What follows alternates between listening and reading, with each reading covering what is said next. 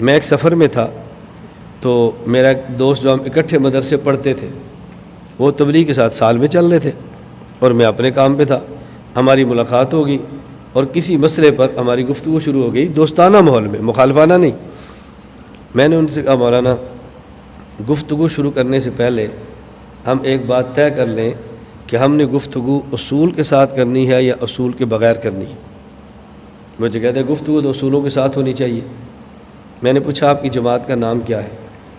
کہا جی تبلیغی جماعت۔ میں نے کہا میری جماعت کا نام کیا ہے؟ کہتا جی عالمی اتحاد اہل سنت والجماعت۔ میں نے کہا آپ کی جماعت کا اصول یہ ہے کہ بحث نہیں کرنی، اور میری جماعت کا اصول یہ ہے کہ بحث ضرور کرنی ہے۔ اگر آپ نے بحث شروع کر دی آپ کا اصول ٹوٹ جائے گا، میں چپ ہو گیا تو میرا ٹوٹ جائے گا، اس لیے آپ سنتے رہے اور میں بولتا رہوں۔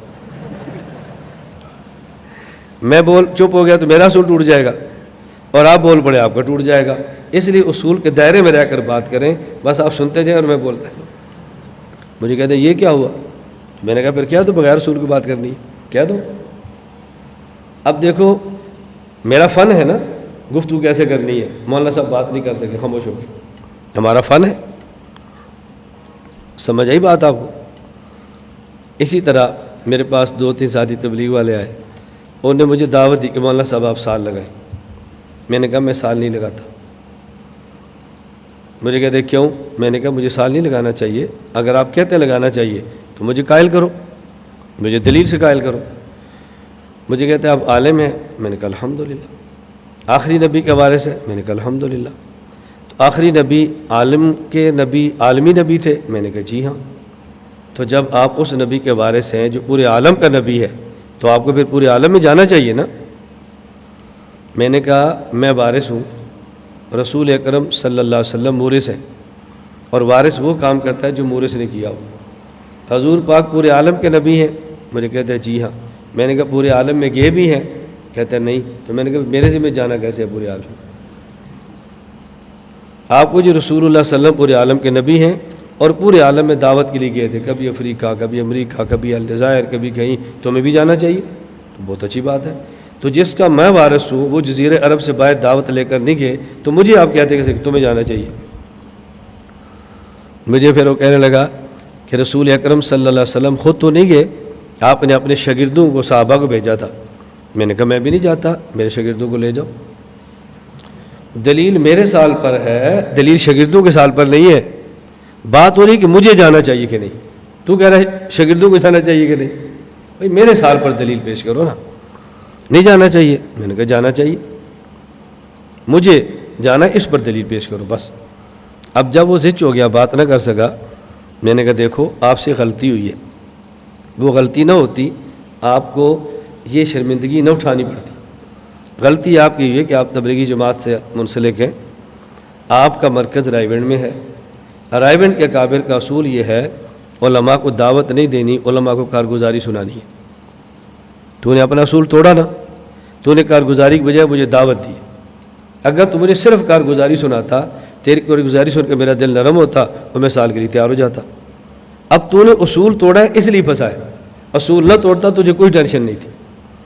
اب یہ جو میں نے واقعہ سنایا ہے یہ میں تبلیغ والوں کی مخالفت کر رہا ہوں یا تائید کر رہا ہوں؟ جی تائید کر رہا ہوں نا۔ جو نہیں سمجھے گا مولانا صاحب نے مخالفت کی ہے، تبلیغ خلاف ذہن سازی کی ہے۔ میں کہہ رہا ہوں بھی آپ کا رائے گنج سے تعلق ہے تو آپ رائے گنج کے اصولوں کے مطابق کام کرو۔ جب اصولوں سے ہٹو گے تو آپ کو شرمندگی ہوگی۔ دیکھو جیسے یہ ہو گئی ہے، میں مخالف ہوتا تو میں سال پہ دلائل کیوں دیتا، 4 ماہ پہ کیوں دیتا، چلے پر کیوں دیتا، سروزے پر کیوں دیتا؟ میں تو دلائل دے رہا ہوں آپ کو، میں آپ کا معاون ہوں، آپ کا ساتھی ہوں، میں مخالفت نہیں کرتا، لیکن بات اصولوں سے ہونی چاہیے۔ اب یہ گفتگو چونکہ ہمارا فن ہے نا، ہمارا فن ہے، اور یہ فن اللہ کا اتنا کرم ہے، اتنا کرم ہے کہ میں جتنا ادا کروں کم ہے، کہ یہ فن اللہ نے مجھے وہبن دیا ہے، کسبن نہیں دیا۔ اور میں کسی مسئلے پر جب گفتگو کرتا ہوں نا تو مجھے ایسے لگتا ہے کہ جیسے مسئلہ میرے اوپر تازہ کھل رہا ہے۔ آپ مسائل پڑھ رہے ہیں، عقیدے کا مشکل سے مشکل مسئلہ میں جب شروع ہو جاتا ہوں تو مجھے ایسے لگتا ہے کہ جیسے خود بخود الفاظ زبان پر آ رہے ہیں اور مجھے محنت نہیں کرنی پڑتی، نہ مجھے کوئی پسینہ آتا ہے، نہ اٹکن ہوتی ہے، نہ تکلیف ہوتی ہے، کچھ بھی نہیں ہوتا۔ اس کی وجہ ہم نے فیصلہ کر لیا ہے، ہم نے ہر حال میں امت کو عقائد سمجھانے ہیں۔ جب آپ یہ فیصلہ کر لو گے نا تو پھر دیکھنا اللہ آپ کے اوپر کیسے کھول دیتے۔ والذین جاہدوا فینا لنہدینہم سبیلنا. جی میں غلط قرآن پڑھ رہا ہوں؟ میں غلط پڑھا میں نے؟ ٹھیک کیا ہے؟ والذین جاہدوا فینا لنہدینہم سبلنا. اللہ سبیلنا فرماتے تو ہمارے دروازے بند تھے، اللہ نے سبلنا فرما کر ہمارا دروازہ بھی کھولا ہوا ہے. نہیں سمجھے تم؟ جب آپ قل ھذی سبیلی کہہ کر باقی دروازے بند کرتے ہیں نا، اللہ نے سبلنا کہہ کر ہمارا دروازہ بھی کھول دیا ہے. ایک سبیل نہیں، سبل ہیں، سبل. وہ سمجھ آئی میری بات آپ کو؟ دل تھوڑا سا بڑا رکھو، وسعت پیدا کرو، وسعت. آپ دیکھو کام میں لطف کتنا آتا ہے. بڑے کام کے لیے بڑے دل چاہیے، اور بڑے کام چھوٹے دلوں سے نہیں ہوتے.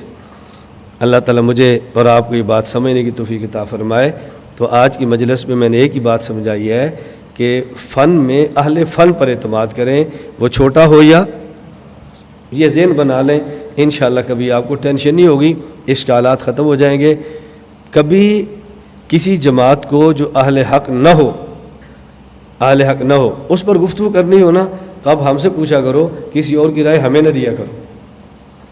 وآخر دعوانا ان الحمدللہ رب العالمین. لا إله إلا الله لا إله إلا الله لا إله إلا الله ما لنا رب سوى لا إله إلا الله لا إله